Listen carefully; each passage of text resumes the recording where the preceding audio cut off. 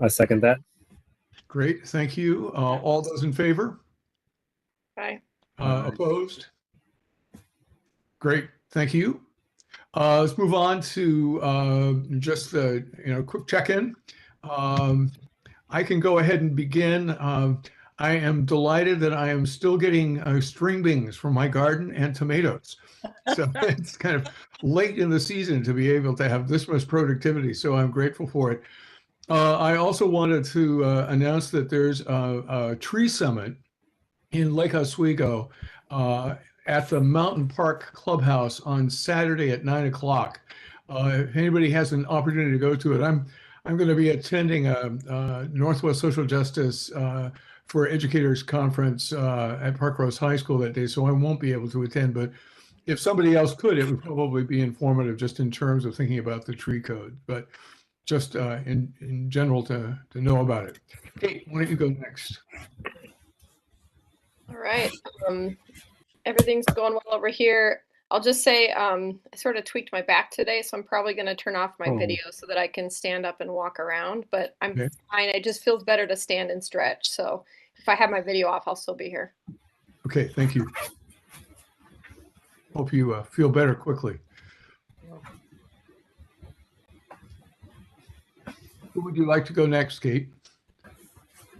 Oh, go ahead, Mike. Hi.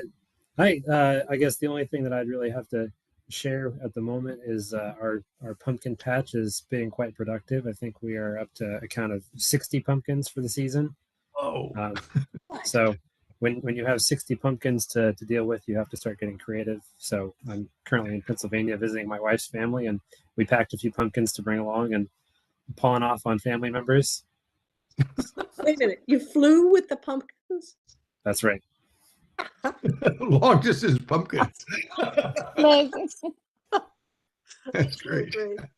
I hope they're appreciative. Yeah, so far. Nice. And then I guess I do have something about the baseline energy audit, but I see that's an agenda item for later, so I'll just save that for then. Great. Who next? Let's go with Ranjini. Hey, hi everyone. So I had a wonderful time at with the Eco School Network annual meeting that happened at Camp Hollands. So it was a wonderful experience, to be part of the nature, and 2 days, we were able to connect and discuss about what achievements happened at different parts of Oregon, the schools that all the Eco School members volunteer at, and what are the good things that we could take from there. So it was like a 2-day retreat, and we were able to connect with the nature, talk about so many sustainable options. So it was wonderful, for me, with the group, with the learning of different initiatives. So we also have 3 members, from Linn, who's also part of the Eco School Network. So we would also connect and try to do something different. So nice. Was it all teachers and volunteers who were there, Ranjini? Yeah, it was. So the entire Eco School network members were there, and there were some from outsiders, where like on BIPOC, or even about composting, or what are the achievements that they did overall with respect to sustainability, or bringing new ideas into the gardening, and there were so many topics that was discussed. Excellent. That's good to hear. That was wonderful. Excellent. Who would you like to go next? I think I'm the last. Victoria. Yeah, right. Yeah. So I don't know if I mentioned that last time before that I finally got a heat pump that's electric, and I don't have gas furnace anymore. It's gone. So that feels really good. And I do want to say that I feel like October rolls around and there's a lot of work in the community garden. And that is the most sustainable work that I do for West Linn. Run that garden. I found out when I talked to Ken Warner this summer before he retired that of the gardens in the area, we have the cheapest one and the biggest plots, twice as big as most places. Wow. So the city is really very supportive of something that's awfully good. We have 60 gardeners now, 60 plots. And it's only $35 a year. Other places are a lot more, and our plots are 20 by 20, and other places have them half that size. So I think this, the city's supplying wood chips and water. Wood chips for the pathways, water all summer, and it's been really good. Great, excellent. Yeah. Is it the Fields Bridge the only site, or is there another site? That is, well, there's also one in Robinwood. Okay, that's right. But that one is much smaller and is actually cooperative in that they get together and decide what they're going to plant every year, and they trade off who's watering this weekend, that kind of thing. This one is so huge that people just have their own plots, and there's a community work day in April and in October. Great, thank you. Dylan, do you have anything to share? I think my things can be covered during the items in the meeting. Yeah. During the items of the meeting, okay. We do have a new Parks and Rec director. Yeah, we were just talking about that. Her name is Megan Big John, and she's awesome. Right. So yeah, speaking of Parks Director. Yeah. She's been in the department for a while.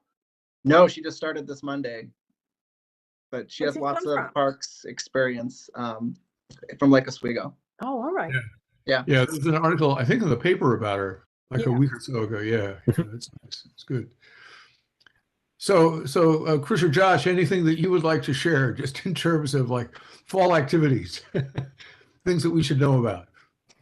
No, but I'm glad to hear the gardens are still growing, and Mike, that's a aggressive move, flying with pumpkins across the country. So very nice job. Two were little pumpkins they're only about this big.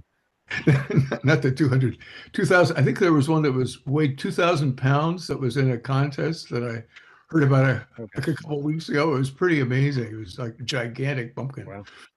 Good. Well, thanks for sharing. Let's move on to the whole question about just basically picking up food compost, which has kind of come up in conversation periodically with the SAB. And we just kind of wanted to run some questions by folks from the refuse company. Maybe Josh and Chris, you could introduce yourselves and your role in the West Linn Refuge. Yeah, absolutely, Mr. Chair. Thanks for having us tonight. And we did prepare a couple of slides to kind of walk through it. So on the whole technical piece, I guess bear with me if Dylan, I think I can try and share this if you guys are okay with that. And Chris, what's your role? So I'm the site manager for the Cahoot Waste Companies, which includes West Linn Refuse and Recycling and a couple other hauling companies. Okay. Great. Can you guys see that okay? Yeah, we've got your display up. All right. Hopefully I can figure out how to change the slides. But yeah, so again, thanks for having us. As Chris said, he's the site manager for our Cahoot companies, which we acquired a little over 2 years ago, which include West Linn Refuse and Recycling. I'm the district manager for our companies, so I have oversight of our Portland market, Clackamas County areas, as well as Columbia County. So I work with a lot of the local governments and municipalities on our franchise agreements and in different roles. So again, thanks for having us tonight. So let's see if I can change this. All right. I think I got it figured out. So yeah, as you brought up, Mr. Chair, Dylan and Eric, in some of our discussions, we're discussing compost at the residential level, and wanted to come tonight to share a few of those things with you and follow back up. I know that our boss, Jason Hudson, I think presented to this board probably a year and a half ago briefly on it, but I know there's been some more questions and interest in the program. So the other thing we wanted to touch on today was Main Street and the topic of some community recycle containers, which has also come up and had some interest with. So appreciate the opportunity to be here tonight. We haven't been in front of you in the past, so it's good to put some names with faces and be partners to this board as well as the city and the city council. So I'll go ahead and turn it over to to Chris. The last thing I will say is, we've only have a couple of slides. Didn't get too in depth this evening, but we do have some numbers, some very high level kind of estimates on cost and some of the things that would be associated to a program like this. But we would further work with the city to determine those and nail those costs down if we move forward with any of these programs. So thought I'd throw that out there. So I'll turn it over to Chris, and he can kind of walk through some of the operational components of it and what those impacts would be. Thank you. Thanks, Josh.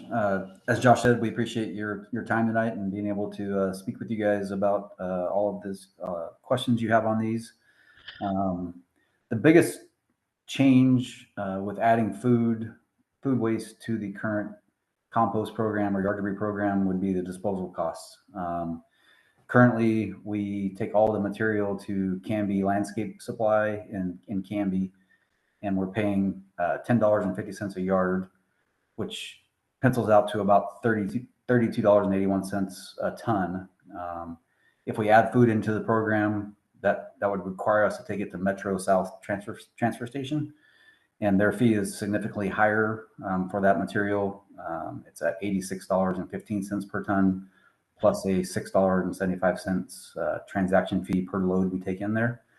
So that would increase the disposal cost by estimated $300K a year, which is obviously significant, and that would increase the costs for the constituents and residents of West Linn to add that food to the program.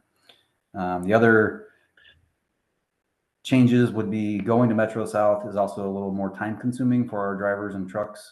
It's not as efficient to get in and out of that transfer station as it is where we currently take the material. And then, it would be some extra labor involved as well. With our, as Josh said, he's the district manager of the Portland area, and I was at Aero Sanitary Service for many years. So they service a lot of customers in the city of Portland, as we do at K-Hoot. And from our experience, we get a lot more set outs throughout the year. People will put out their cart all through the winter with just a little bag of food in it, possibly, which requires our truck to stop and dump the cart, on a weekly basis, which increases labor in those off yard debris months per se. We would also spend some funds on education of the customer base there in West Linn, letting them know about the program, promoting the program, sharing what they can and can't do with the program. And we'd also have to re-sticker all of the carts that are currently on the street at the residents' houses with different stickers that say that we allow food to go in the cart as well. So all in all, as Josh said, it's an estimate, but we did a pretty in-depth analysis on this, and we feel the cost to cover adding food would be about $5 per month per household with our service, and we would have to do the entire customer base. It wouldn't be able to be like a subscription service. It would need to be everyone. We could possibly think about adding a subscription service, but that would increase the cost even more than the $5 a month that we currently think it would be. That's pretty much all on the curbside composting piece of it. So I think we probably field questions on that now and then move on to the other piece after we answer your questions. Sure. So one question I have is, how many customer accounts do you have in the city? We have approximately 8,300 residential customers in West Linn. 300. Okay, thank you. We had conversations earlier in the year with folks from Lake Oswego. I think that they work with the Republic kind of refuse company, and they said in Lake Oswego it is voluntary. The compost pickup, people have to have the yard debris carts. But are able to put in the food into those carts without any additional charge. And also, it isn't required of everyone in the community. And so I'm wondering, like, whether you're in conversation with other refuse companies, just in terms of the the way in which they're able to actually provide this service without necessarily, having to have everyone in the community subscribe to it, as well as pay significantly more. So I'm just curious about like how that kind of plays out from company to company. I think I can jump in there, Greg, and appreciate that question. And we do work very closely with all the refuse haulers and recycling haulers in the area. So I have relationships with Republic Services. Each area is different. Each area's rates are comprised a little bit differently. So I can't speak specifically to those other markets and how their cost structure is built. It may be a program where they've built it into the rates, where you saying that it's a optional service to participate. But I can't speak specifically to them. I can certainly reach out to them and get some more ideas and find out, how they're effectively doing that in some of their city franchises in Clackamas County. And I think, as Chris pointed out, if it were to be a subscription based, so if somebody chose to pay extra to do it, we would have to have an additional truck, an additional driver to service those accounts separately from the yard debris only accounts, because it goes to a separate area. So it would be a little challenging for us, but certainly open to, looking into that further in other markets that we don't service and other companies do. Yeah, my impression was that there wasn't a separate pickup of yard debris versus food compost in Lake Oswego, and that they, as far as I understand, take it to a facility in Corvallis that is able to compost both the yard debris and the food together. So it didn't require that extra pickup, which seems like an expensive sort of thing to try to do, as well as just an additional use of fossil fuel. Right. Yeah, and that's accurate. And a lot of the material that goes to Metro, which, this is what we're talking about, that's mixed with food waste, as well as the yard debris, is processed down south. There is a new facility being built in Longview that potentially, it's the same group, but they potentially might be able to take a lot more volume. So I think, to your point, it kind of comes down to the facility that's able to process that with the food scraps in it. And that becomes some of the challenges for us operationally. Republic Services does own a facility that takes it, and we currently do not. So we would be paying the Metro rate, which is part of that additional cost for us, or a big component of it. So, right. Yeah. Are there other questions, Victoria? This is one about the gross factor. I'm having visited with my son in Boulder, where they have the food waste mixed in with the yard debris.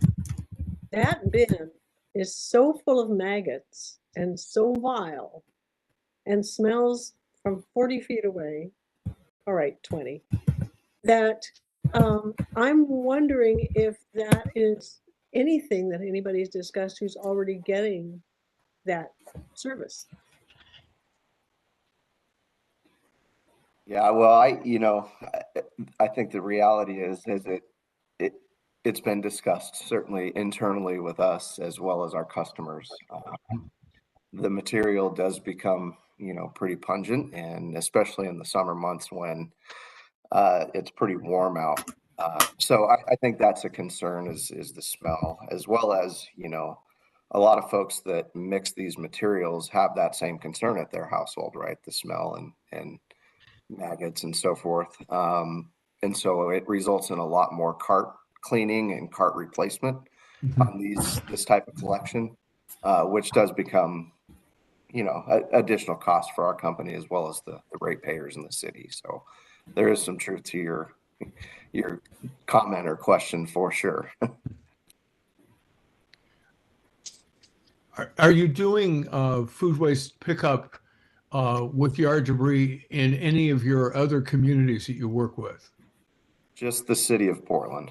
Just the city of Portland. Yeah. Yeah.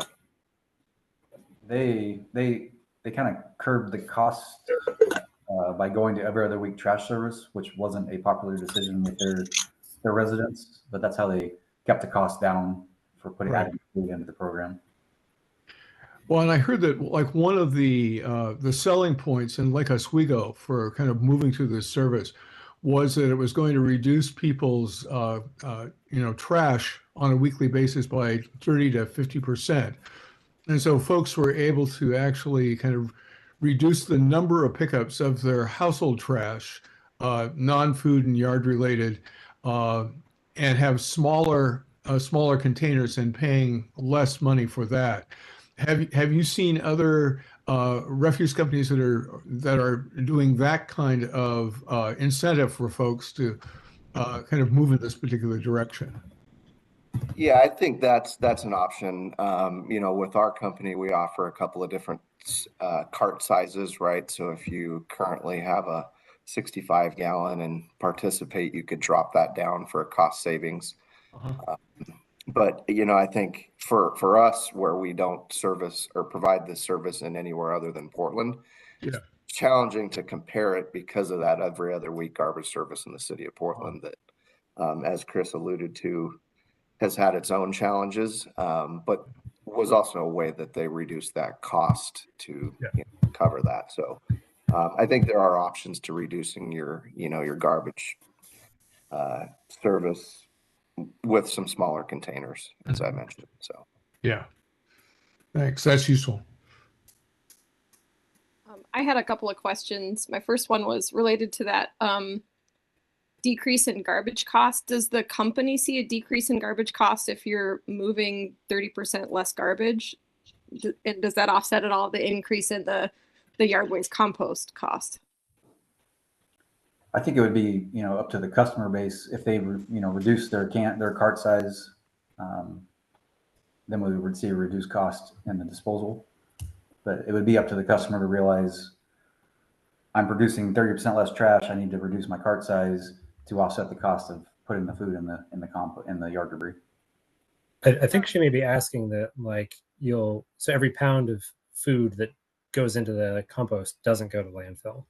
And so if you're paying a, by the ton disposal cost at the landfill, then, that's a reduced cost on your end. And I think the question is can that also be folded into the estimate here? Mm-hmm. Yeah, that's what I was thinking she was asking. And yeah, that's certainly part of that equation, because we will see a little bit of reduction in the disposal cost at our facilities. That offset, the biggest component of that would be the increased cost to process it at Metro versus what we're paying at Canby Landscape. So yeah, there would certainly be part of that, I guess, final analysis of, what does this look like for the community and per home cost, for sure. So in a sense, the increased disposal cost at the Metro transfer station would basically kind of offset whatever savings might actually come from reduced household trash. Would that be accurate? Yeah, likely. And for us, if somebody sets out, just as an example, their yard debris, their food waste mixed in, and their garbage, oftentimes it's not a reduction in overall volume. So we have to haul it one way or another, right? Our cost increases from the operational side would be, as Chris mentioned, the turn times at Metro, which are a little bit slower than our current smaller facility where we dump it at. But yeah, that disposal component is, that biggest piece of it. But we're hauling essentially the same volume, different containers, different trucks, and so forth. So.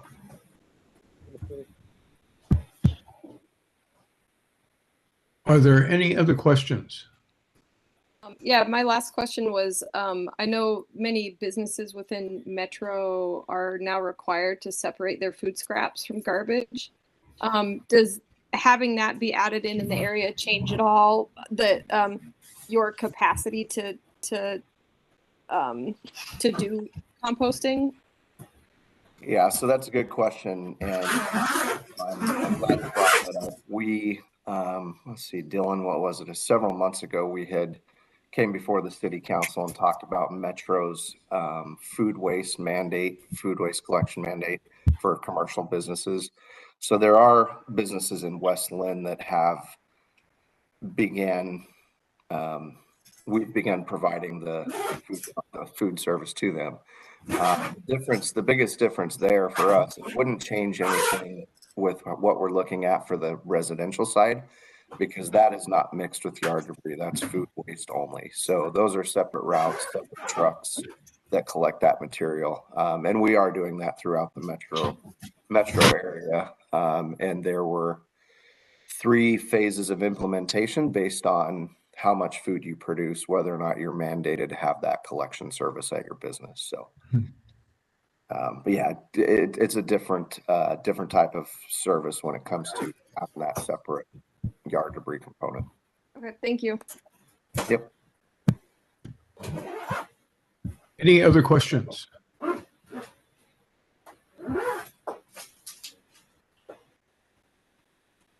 Well, thank you, gentlemen. I think it's very useful just to get a clearer sense about exactly what the dimensions of this kind of issue are, and the costs and just the challenges of kind of moving forward in something like this.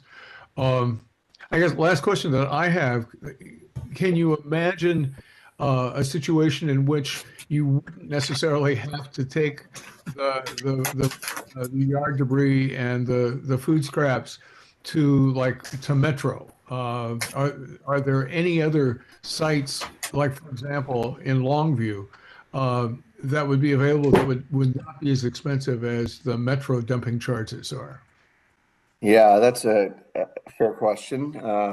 Without saying too much about Metro, they've created some challenges for this market because they have flow control on the material created in the Metro region. So for us to be able to effectively take it out of the area is a whole nother process through Metro.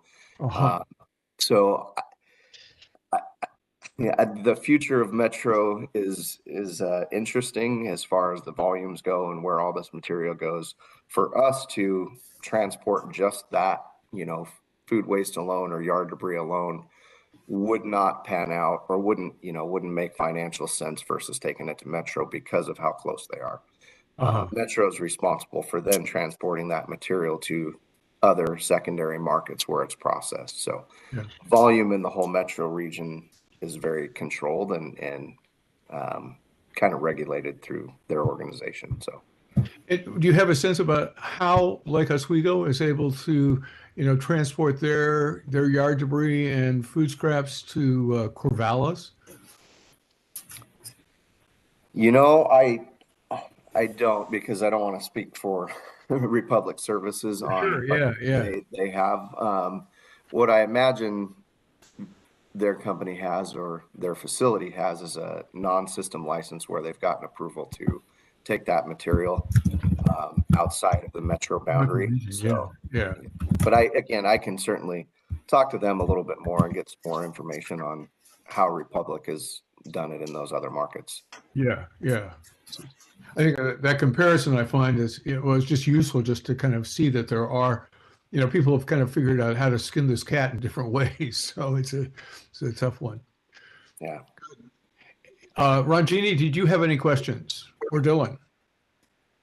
Yeah, the question that I had was already addressed by Kate. So I had similar questions and I got it addressed. Thank you. Good. Thank you. Good.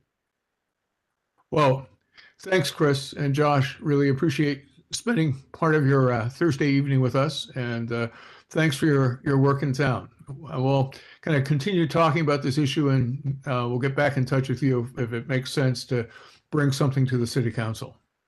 Thank you very much. Yes. Thank you. I believe they also had an item on the. Oh, that's right. Yes. Yeah, the bins. Yes, I forgot about that. Yeah, no problem. I'll let Chris kind of continue discussing. I think this board had brought up the possibility of having some community recycle containers on Main Street, so we wanted to talk through that a little bit as well. Yeah, so I think Dylan mentioned the prospect of having recycle containers on Willamette Drive through the old town downtown area there, where the city currently has sidewalk cans that are in that picture.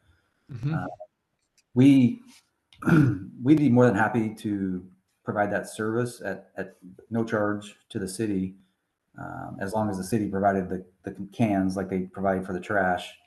Um, they would need to be obviously very clearly labeled, probably a blue color to to stand out as recycling only.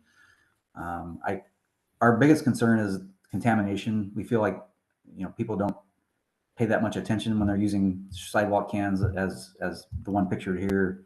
To put another can next to it, my fear is it's just the trash is going to go in the recycling is going in the trash, and we would get contamination. Josh and I were talking about it this afternoon, and he had a really good idea of possibly just doing a pilot, putting 2 or 3 of these recycling cans out next to the sidewalk trash cans, and see how it goes, see how the public does with keeping the material separated. But like I said, if the city wants to provide the can, the receptacle, we're more than happy to pick it up once a week and kind of monitor what material is going in which can. So I know that there's a recycling receptacle in Willamette Park that's blue colored and also has a lid that kind of only would allow like cans to go in. Just kind of a small circular opening in the lid. Is that the sort of can that could be put on Willamette Falls Drive? absolutely, yeah, I think that would be the best idea. Keep it can cylinder shape, so only bottles and cans are going in. I think that would be, Right. Yeah. yeah. Any questions or thoughts about that? It certainly seems like something worth experimenting with. Yeah, absolutely. Yeah. The only thing I can think of is if we want to go forward with that, we need to talk to the Main Street group. So we'll have to decide who does that. Yeah, that was going to be my mention as well, Dylan, is the Main Street Business Group. Often there's concerns with businesses if there's more containers in front of their needs and so forth. But as Chris said, certainly willing to continue to work with the city to provide it and give it a try if we'd like to. So, Okay. I like the idea of a trial.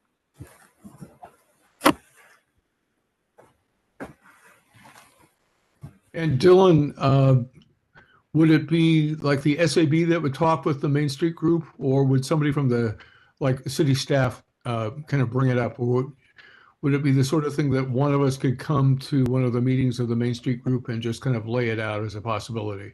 Yeah, I could be one of the SAB members, or I could do it as well. I would probably just need to connect with Rebecca, the Main Street manager down there. Okay. They might have ideas on their, the design of what the can that's picked, that kind of stuff as well. Right. And where they could be located. I know Kim Bria is connected to that organization somehow too. She might be able to help us. Okay.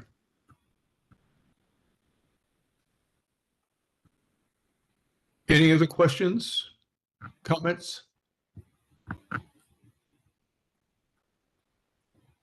Nope, not for me. Great. Well, thanks very much, Josh and Chris, again. And I think we'll kind of talk with the folks in the Main Street group and then get back to you about whether it makes sense to do this trial run. yeah, thanks for having us tonight. We appreciate the opportunity to meet you all, I guess, virtually. Yes, right. We respect the partnership with the city of West Linn and enjoy working with Eric and Dylan. So thank you again for the opportunity tonight, and have a good rest of your meeting. Good. Thank you very much. Thanks for joining us. Thank you all. Yeah, thank you. Thank you. Yeah. Bye-bye. So any other thoughts just about the whole issue of food waste and then the recycling before we move on? Like one thing to note here, just kind of penciled out some of the numbers here. It looks like this is $500,000 a year for the community. And we might just ask, are there better things that we could do for with $500,000 for even just targeting, emissions reductions. Like, what would we get with, $500,000 in solar panels on some of the park structures? That's a huge system.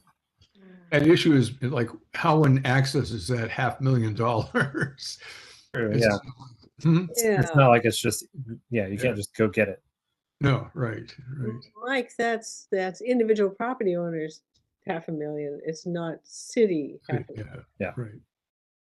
So how would you get, Right. you'd have to raise taxes to have it be city money to do park.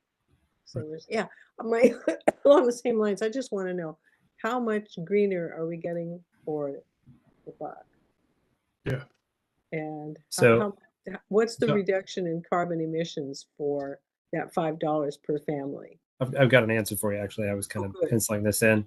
So these are very rough numbers, but what I could tell from Googling is that the average person in America wastes about 325 pounds of food every year, and that each pound of food wasted generates about 3.8 pounds of carbon emissions equivalent.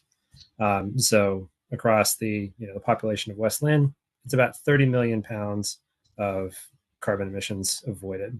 If we, well, I guess this presumes that there's zero emissions if we compost. I don't think that's true, but you can compare those numbers. But we're probably talking something on the order of millions of pounds of emissions. And it looks like it's about 1.5 cents per pound avoided. A pound of food generates 3.8 pounds of carbon emissions. Carbon emissions? Yep. Okay. Well, and equivalent, because the methane is counted much more than carbon emissions. So this is like emissions equivalents. So I ought to be really grateful for my worm bin. Worms are great. I don't put any food anywhere. It all goes in the worm bin. Yep. Maybe we just get everybody to buy a bunch of worms. You can't do that if you live in an apartment. So Mike, if a person is composting their own food waste, what are the consequences just in terms of carbon emissions then? I don't have a good answer for that, but that could certainly be a little homework assignment for me. Try to, given the numbers that they've presented to us, try to understand not just the financial cost, but like what are we getting in terms of like climate benefit out of it. Right. So I can look into that. That'll be an action item for me. Because it seems like you're going to have some carbon emissions regardless. Yeah. And so it would be the comparison of the 30 million, if it just goes into the regular trash as opposed to one's own backyard. And a quick Google says that composting reduces emissions by more than 50%. Okay, so 15 million. Okay, pounds. Sure. So that's again a significant amount. Yeah. The home composting.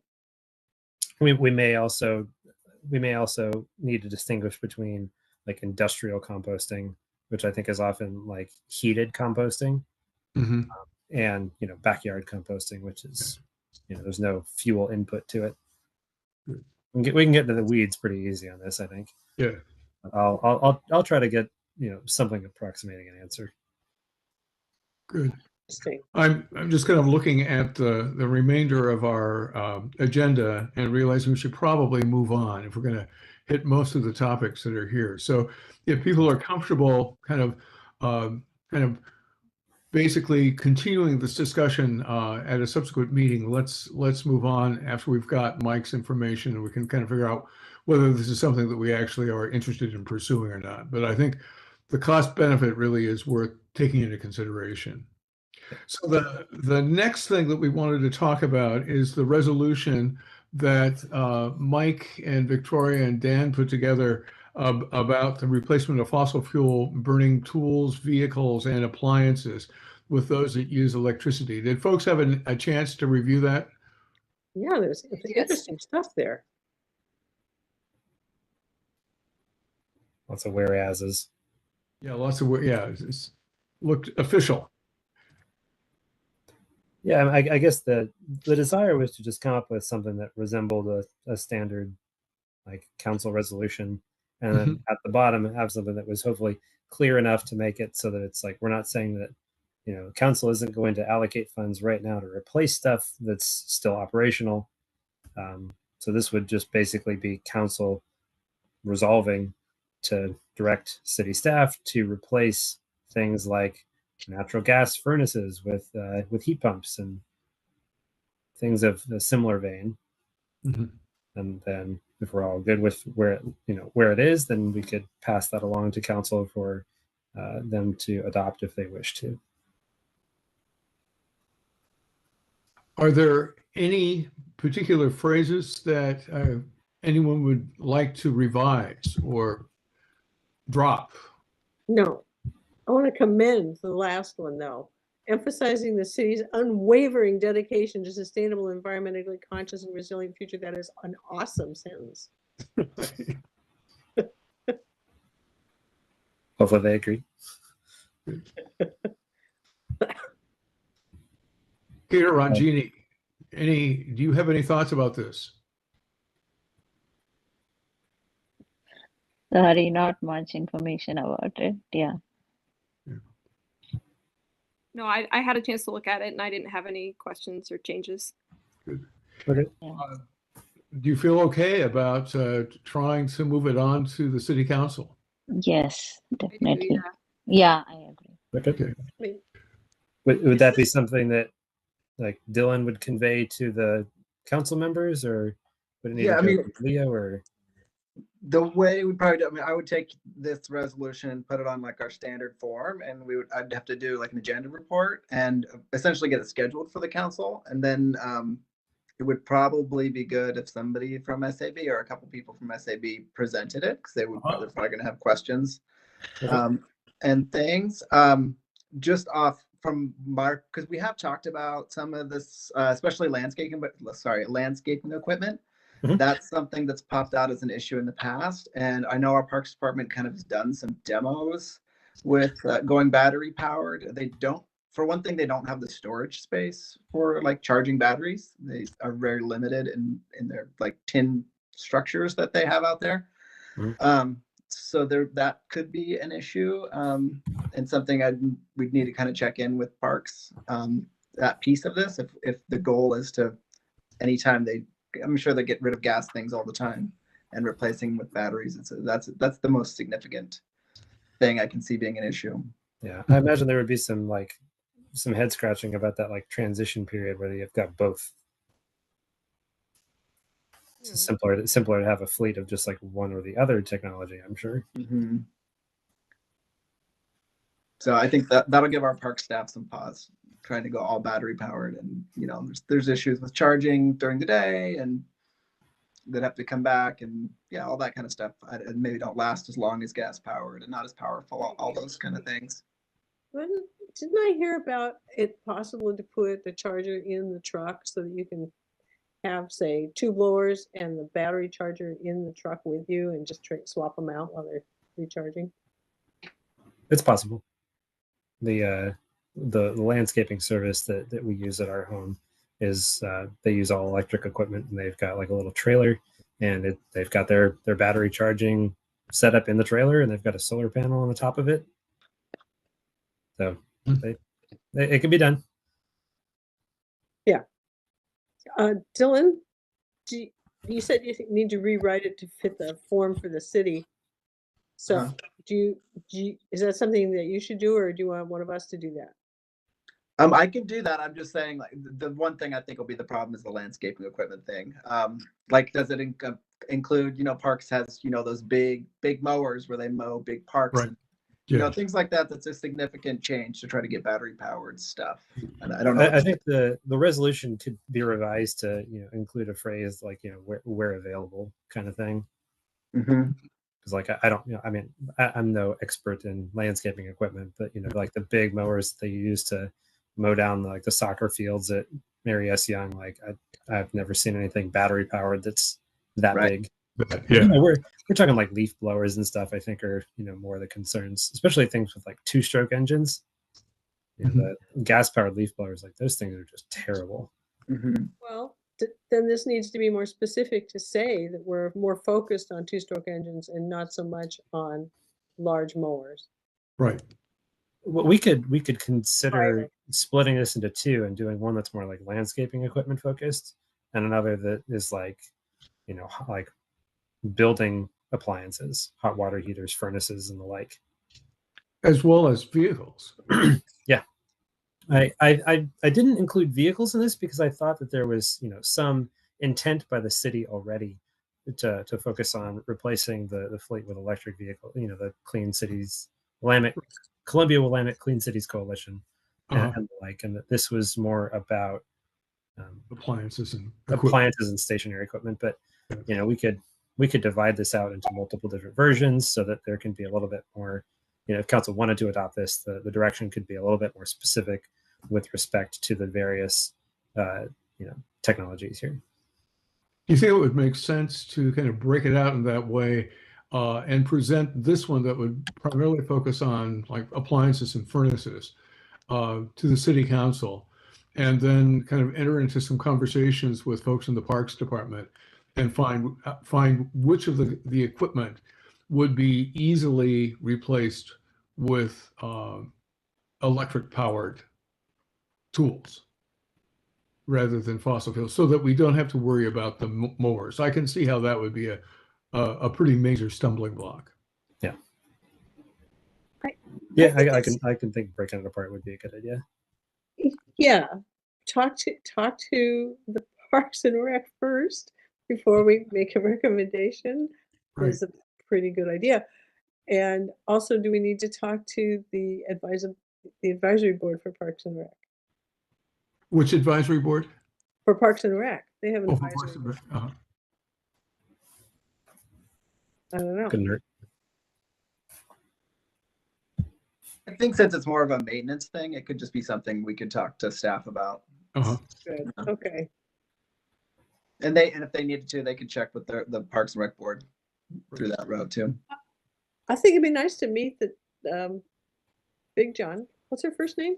Megan. Megan? Yeah. Yeah. If we could meet with her, talk about it. Or would it be better to talk to the staff who's actually using the stuff? Which? Talk to her or the staff? I would say both, probably. Yeah, they'll both want to be involved. It's a significant change. Yeah. So would it make sense to kind of revise this particular resolution so that it focuses only on building appliances and furnaces? Yeah, I'll give that a go. Okay, and then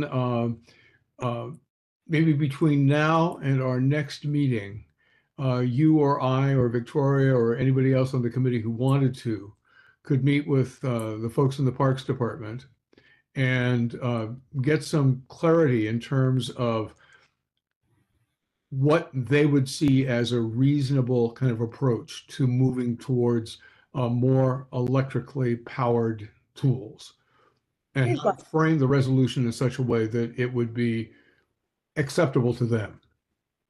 Yeah. And I was going to say, I don't know that we want to make it 2 resolutions. I mean, just from logistics, like we don't want to have too many resolutions to follow.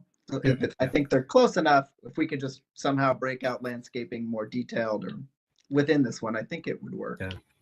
Okay. So another split it out and do another now therefore. Something like that. Yeah. Okay. Okay. I have just one question on this. Yes.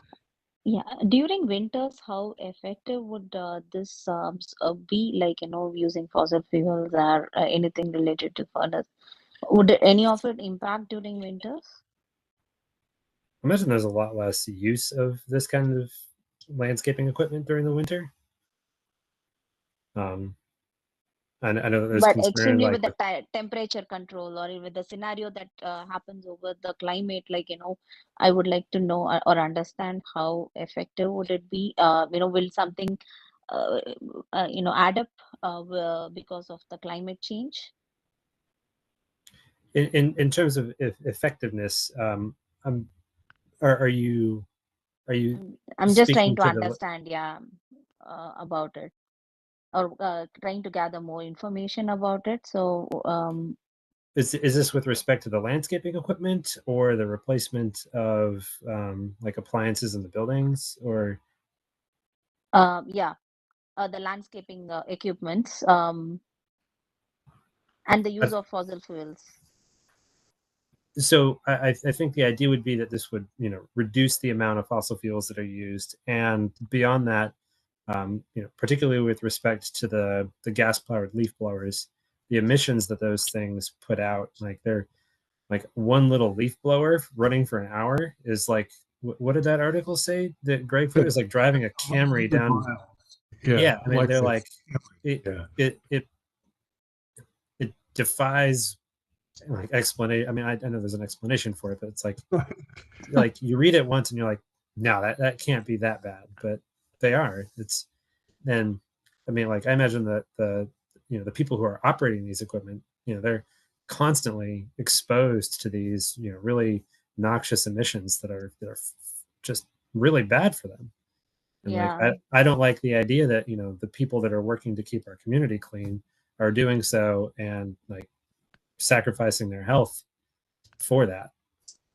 Like, exactly. So this would be really helpful, during those scenarios too, right? Like when there is like, I'm not talking about snow here. I'm talking about the weather change or the mornings where it is cold, the heating time that it takes, or the emission that you were talking about with the regular blowers compared to what we are currently suggesting with respect to the fossil fuels. so as far as heating time, I know that, you know, batteries are less, their rated voltage and Yeah, amperage outputs is lower in cold environments. But you know, I imagine that some of the facilities that the Parks Department they may be like heated. Maybe Dylan, you know or don't know. They aren't. I think my Okay. understanding of where the few that they have right now are getting charged, it's like literally in our public works yard, it's just kind of like a tin roof with like some Okay. holes. It's just like there's no insulation. It's all kind of inside okay. outside. Yeah, Yeah. it's not And great. these you know, these battery operated items, like they're surely rated to a certain temperature range, and that could be part of just the procurement process. Like, hey, you know, like let's not buy anything that isn't rated below 40 degrees. Mm, So surely that's got an it. option. Okay. Yeah, thanks. But I don't know if we need to, you know, worry about detail to that level. I think it's Okay. more that, you know, we want to see the council make some sort of, you know, like move to say like, hey, we should be moving in this direction and abandoning these bad, wasteful, harmful, unhealthy technologies in favor of these new things that are available. Yeah, I get it. It is just about how easy it would be used for the others to, adapt to the new ones. What are the things that you should be aware like of when we are making this change? How convenient or easy would it be? Was that I'm trying to understand. Yeah, thanks about it. Mm-hmm. So it sounds like if we can revise this based upon conversations with folks in the Parks Department, we could bring it back to the SAB next month and then vote on it. Would that make sense? Yeah. Sounds like a path forward. Okay. Yeah. And I'm just Yes. writing an email right now. I'm just going to send them the resolution and ask them for some comments to kind of get that going, if that works. Sure. And kind of encourage them to either talk with Mike or me or both of us. Perfect. And then we'd be happy to come in and actually have a face-to-face conversation. Great. Okay. I would too. Yeah.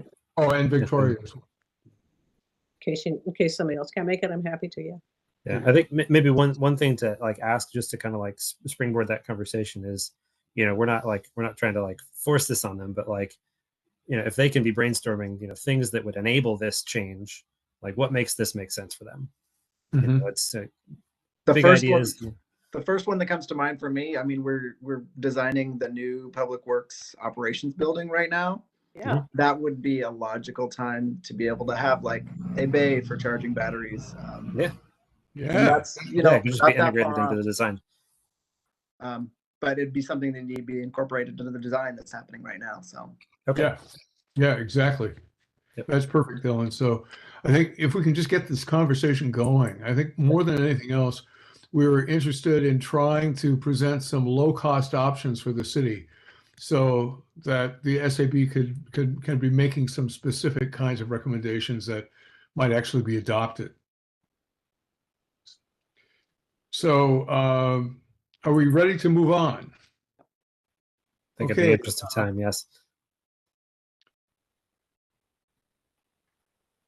So the next thing that we wanted to explore was just the potential of locating EV charging stations in West Linn. And I sent you a statement just about from the state about site requirements. And I was hoping that you could kind of keep these in mind as we thought about like where those charging stations could be located. And I think we're talking about level 2 charging stations that would be the kind that would be kind of pretty much equivalent to what people would have in their home, that take 4 to 10 hours to actually charge an electric vehicle up to 80%. And I found a website, and if you're interested, I could send it to you, that included information about access to both the fast charging stations and the level 2 stations in our particular area.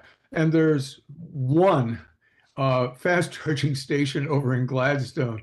And then there are probably about 15 in other locations.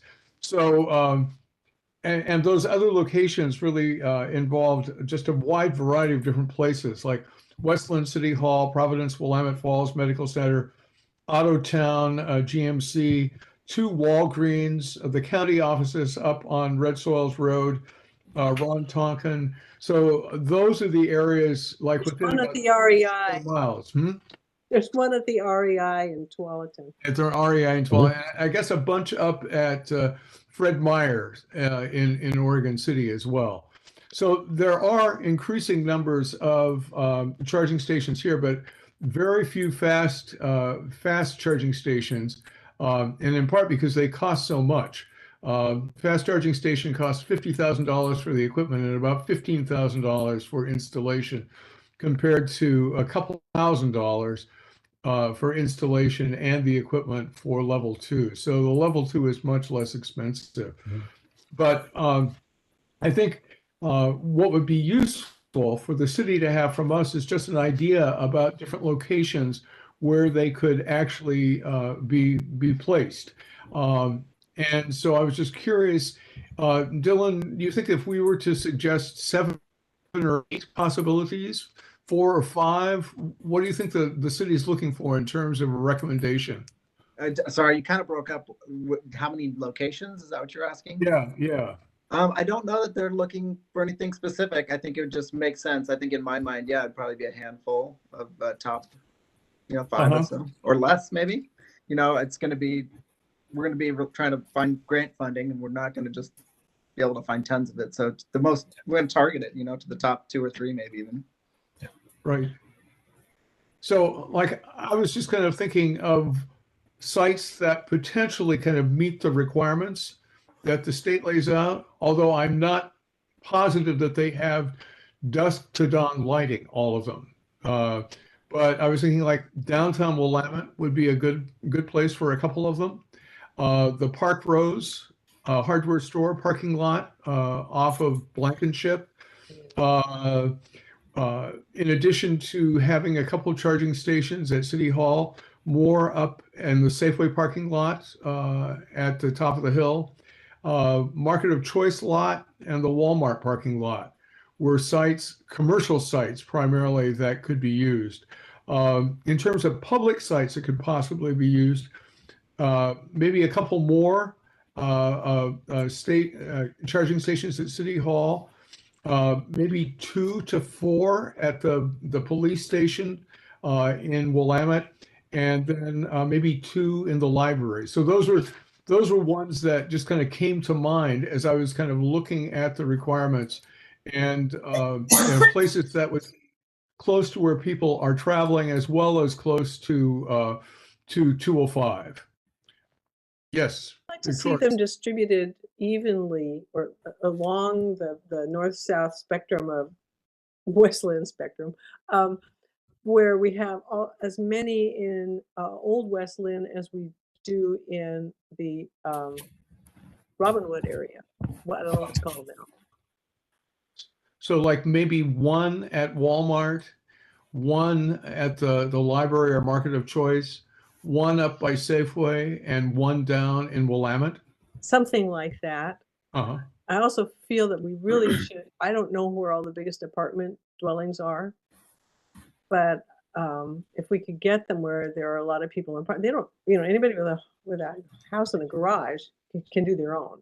But, Right. but to encourage people in apartments to have electric vehicles, then I don't even know where to look for where the biggest apartment dwellings are in West Linn. I know that there's a big one down in Willamette because I know somebody who runs that apartment. But I might be mistaken, but I think we may the grant funding may only be available for like commercial sites and not on like multifamily residences. I think those might be two different categories. I see your need. Also. Yeah, the state has suggested that we have that any new multifamily dwelling built has to have one, but I don't know if that's up then to the developers put it in. And it certainly wouldn't cover already existing apartments. Like I have no idea what would happen at Summerlin, for example, where there are kind of multiple condos. Yeah, That's the Summit or Salamo. Mm-hmm. I think we may find too that the installation cost for various sites could be like rather divergent. Yeah. And so maybe the process to walk through here is to come up with a decent number of sites that we think are like good locations for these chargers, and then find some perhaps the contractor that installed the meter or the chargers at City Hall could provide a rough estimate for each of those locations to kind of like step this through level of detail, so that we're targeting places that are also cost effective. Right.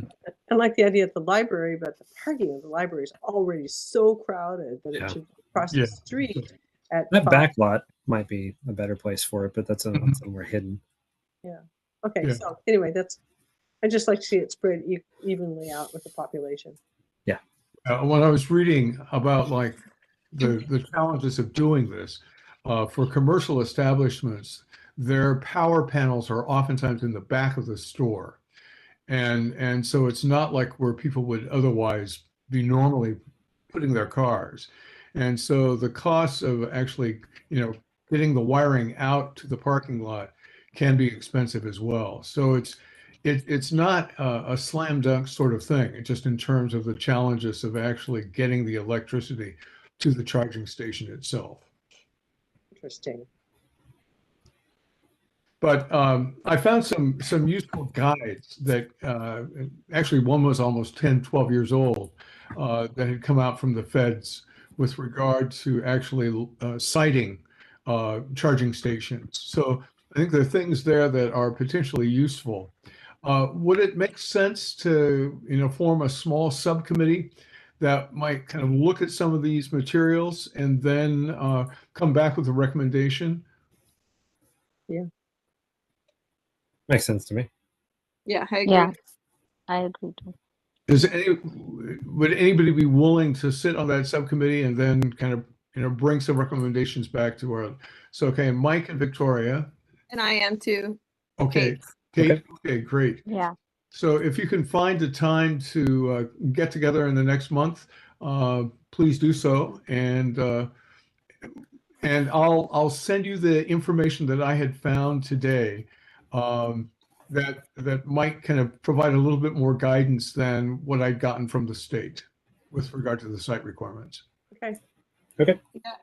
And I'd also like to us to think more about how to encourage businesses to recruit the private charging companies, in addition to like the city footing the bill, for example, of putting in the chargers, but like there's the charging companies that are tied to different car companies that you can and that way the city's not paying for it, and they're the higher speed chargers. Does that make sense? Right, right. Like, I know there's ways that like the businesses, like you can go on the sites of the different charging companies and it tells businesses how they can get a charger installed. Mm-hmm. I'm wondering if we can help make that happen from that side too, in addition to going through the city. No, I think it makes a lot of sense. Yeah. Yeah. Actually, I met someone recently who had an electric vehicle, and they basically the chargers that were around them were located at a Target, and they said, hey, I don't normally go to Target, but now that this is the best place for me to charge my car, I do a ton of shopping at Target. And like that calculus is surely worth pointing out to grocery store operators and the like. Well, and I'm 100% guilty of that. We just got the Volkswagen electric vehicle, and it comes with 3 years of free charging with a certain company. And I go to the Target that has that. I drive to the Safeway that has that. I drive to the, I know exactly where they are. And then I see all these other Volkswagens parked there too. Maybe it was you that told me that at the potluck. Maybe that that's might have been remembering. Yeah. Okay. Actually, in some of the materials that I was reading this morning, they were saying that that's a major selling point for businesses, is you get more customers who are basically trying to spend their time while waiting for their car to charge. The other thing that I encountered today that you may have run into during the summer was that 7 major auto manufacturers are going to spend $1 billion in the next 2 years to basically put 35,000 more charging stations around the country. And so I looked for any websites that said how one could actually kind of influence the decision-making process, but I couldn't find anything.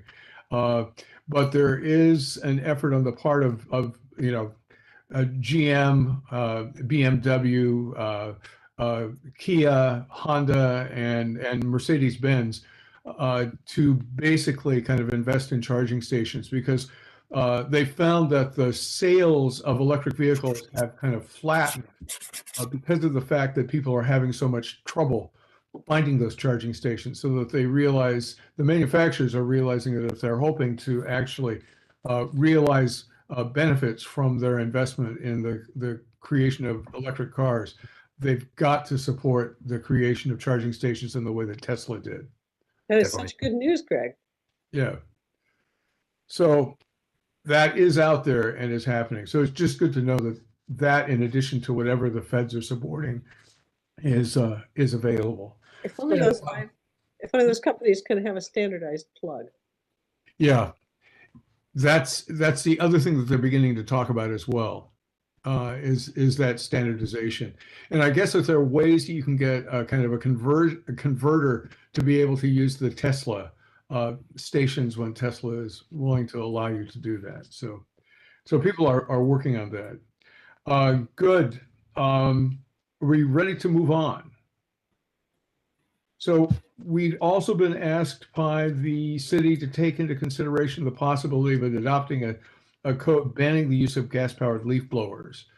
Again, did you have a chance to take a look at any of the materials that I'd sent out about what I think Washington, D.C., Corte Madera in California, and Oakland, California have done, as well as Multnomah County? Yeah, that's really interesting. Yeah, it seems like a lot of the rationales for banning them like kind of go along with the things that we had talked about earlier. Yeah. I mean, like it seems like if the city's finding the the idea of a ban palatable, then I think it's a great thing to to ask for. Shoot, Oakland banned them almost 4 years ago. 3. Yeah. We can do this. And I asked Dan whether he would be willing to kind of work on some language for a code change, and he said he would be willing to do that. So I'll see if people are amenable to it. I'll ask him to bring something back to us at one of our next meetings. Okay. Okay, great. Any comments from you, Ranjini or Kate? Does it kind of make sense to move in this direction? Yes, definitely makes sense to me. Yeah, good. Okay. Yeah, same here. Okay, great. So moving on, I had a conversation with Lisa Adato, who had spoken with the folks from the Lake Oswego Sustainability Network about doing some kind of co-sponsored session on some of the challenges to electrification, particularly with regard to the grid as well as workforce issues. And the new president of that organization, who also is a person who's done a whole lot with the communication and publicizing events, is really interested in joining in on doing something like that. So we're planning to meet by mid-November to try to kind of hash out what this might look like. Lisa has had a conversation with Mark Gamba, who has expressed some interest in talking about this as well, and particularly looking at the creation of something like a regional transmission authority that would kind of allow more coordination with regard to grid decisions. And so it's possible that he might be willing to participate in this particular event as well. So I think I just wanted to let you know we're moving forward with this.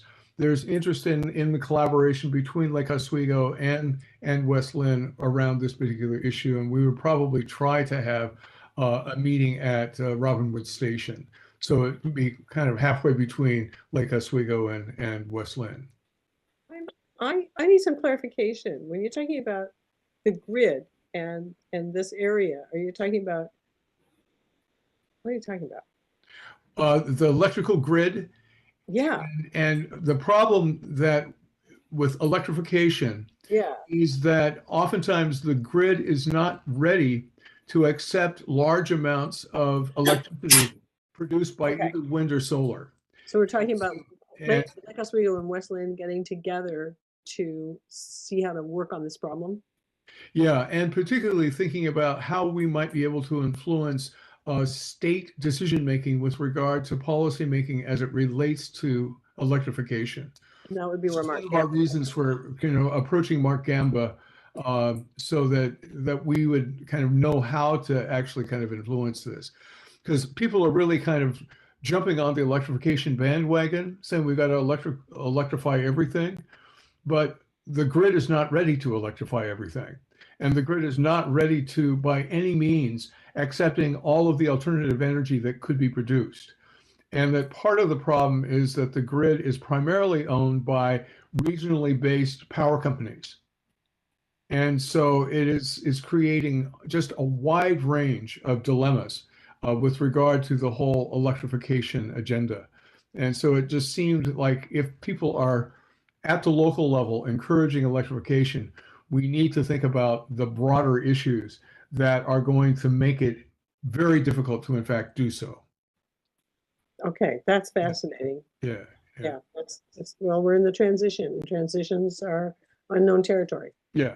And so it just seemed like a useful kind of educational thing to present to our communities. No, I like it. Yeah. So, Mike, you were going to say a little bit about the baseline energy audit. Yeah, so a little while back, I filed a public records request with the city just to see if we could get any information about how much like motor gasoline and diesel fuel the city has purchased over the preceding 3 years, just to align those years with the data that we have for electricity usage and natural gas usage. So Dylan and Kathy have been helpful in providing some information. I think earlier this evening, Dylan and I received an email basically giving some rough estimates for the dollar figure for those transportation fuels. So I'm going to look into that. It sounds like there may be some other like instances where people like on city staff, bought fuel with their P card and things like that, but that might just be a rounding error. So if those numbers are, within a reasonable percentage of the accurate value, then we can kind of just back out the amount of fuel from the dollar value purchased, convert that to a carbon emissions baseline, and then I think at that point we'll have everything that we need to kind of lock down the baseline energy audit. And then I think at that point, maybe we put that before council and just have them adopt it officially as the baseline against which the emissions reductions targets listed in the Sustainable West Linn Strategic Plan are to be evaluated against. Great. Sounds good. Thank you. Okay. With that light. Thank you. And Dylan, in conversations among the folks in the city council and planning department or planning commission, any change in the position of the tree code conversation in terms of its position in the docket? No, as I don't, the planning commission and council, they were supposed to get together in October or September, and they didn't. And I'm going to look right now really quick, see if I can see if they've scheduled that yet. I don't think they have. Could you inform Mike and me when you know when that meeting is taking place? Yeah, We can go and kind of reiterate our concern. yeah, it is not even listed on the schedule at the moment. No. Okay. And any movement with regard to hiring like a sustainability consultant? Do you know whether did John speak with Kim, and has he kind of consulted with the guy at the Good Company? Yes, that has happened. John talked to Kim, and then John made some contact with, I think it's called the Good Company. Yeah. And so he's kind of in between trying to communicate with that person. Yeah, to move that. Good. Great. And any other news from the city council that we ought to be aware of? Not that I can think of right now, no. Is there any way that we can encourage Lou to get to these meetings? I certainly can try. Yeah, I'm not sure. Last meeting, I was emailing him kind of during the meeting, trying to get him to come in, and he ended up, I think, just watching it on YouTube. But yeah, I can try to touch base with him on that. Yeah, because it seems really important that we have some representative. I think he's only been to one of our Sustainability Advisory Board meetings since he joined the city council. Yeah, I don't know if he has a conflict. He is paying attention. I know that much, but yeah. Good. So please encourage him. Yeah, it'd be great to have him to interact with us here rather than as a passive participant afterwards. Would it help if we emailed him with an invitation? He gets one. Yeah, he has an invitation. He gets from Dylan. From us, saying we would really love it personally, a personal one from us saying we'd love it if you could make it. Yeah, it might be nice coming from you guys. Yeah. Okay. I'll be happy to draft something, and Mike and I can sign it and send it off to him, or we could have everybody sign it. Say, please, city councilman, come join us. We want to get to know you. So we promise we're fun. Right. We'll feed you in November. Right. So we will have a meeting in November, and I have reserved the Hemlock Room, which is a smaller classroom up at the Adult Community Center. All of the larger rooms are being used by the Lions Club, etc. But it is a room that does have a television in it and has internet capability, so that we should be able to kind of meet the open meeting requirements in terms of being able to transmit it to any members of the public who are interested in looking at it. Are you familiar with the rooms in the Adult Community Center, Dylan? No, I'm not. I was actually just I'll have to go up there and see what we have to do to make it work. Yeah. And I talked to the woman who did the reservation for me, and she was going to check with somebody else who knew the technological capabilities more than she did. She knew that it had a television and knew that it had Wi-Fi capabilities, but was checking with somebody who was more knowledgeable about tech up there, and was going to call me back if it wasn't going to work, and she never called me back. So no, I mean, normally we do board meetings at City Hall, where we have the meeting rooms that have the equipment, the video equipment in it. So I don't know is there a reason you want to do ACC specifically? It might work. I can check too. But. Well, we did it there last year when we did our planning meeting, and had one of the larger rooms because we had a potluck. And I think we were interested in trying to do a potluck again this year for that meeting, just a half hour before we actually began the meeting. Mm-hmm. So that would be the primary rationale. So if I'm not sure whether could we have a potluck at City Hall? Yeah, I mean, I think you can eat in some of the conference rooms. It's fine. Yeah. Do people have any preference one way or the other? I don't. If it's easier for Dylan at City Hall, I'm okay with that, but the rooms at the Adult Community Center are more convivial. Mm-hmm. Okay. Yeah, keep the reservation for ACC, and I'll see if it works. We can keep that as our first option. Right. Good. Yeah. That sounds good. And if it, for one reason or another, it's going to be inconvenient for you to do it, and the technology looks chancy, because it actually worked just fine last year when we were in the larger room. So if it looks possible and it isn't going to be a problem, let's go ahead and meet there. But if it looks like it's going to be a challenge, let's just go ahead and meet at City Hall. So I'll leave that up to your discretion, Dylan, once you actually have a chance to kind of see what it's like. We have a few minutes remaining. Any new business? No.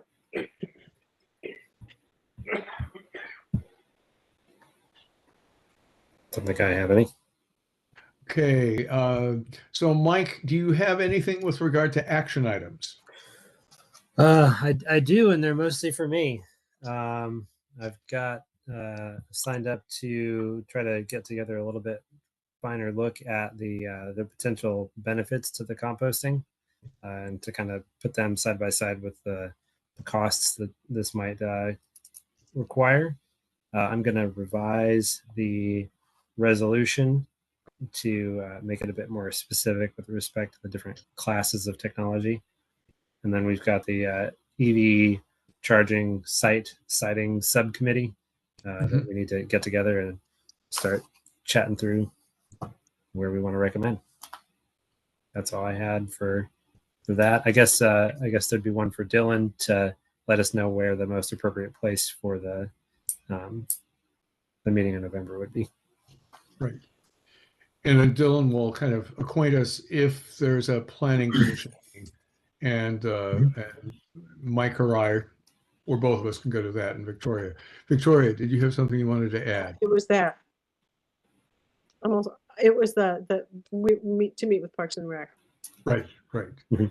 Good. So, if there is nothing else, thank you for your attendance and participation in the meeting. It's great to be able to just kind of move through these agendas and try to get some things going. So I appreciate your participation, and we'll look forward to seeing us all in person in November. I guess one last question too: is everyone intending to stay on the Sustainability Advisory Board? I know Victoria and I are having to kind of renew with the City Council, but I know that there's going to be an announcement kind of sent out to the public about nominees for the Citizen Advisory Boards. But Kate and Ronchini, are you hoping to stay involved with the SAB?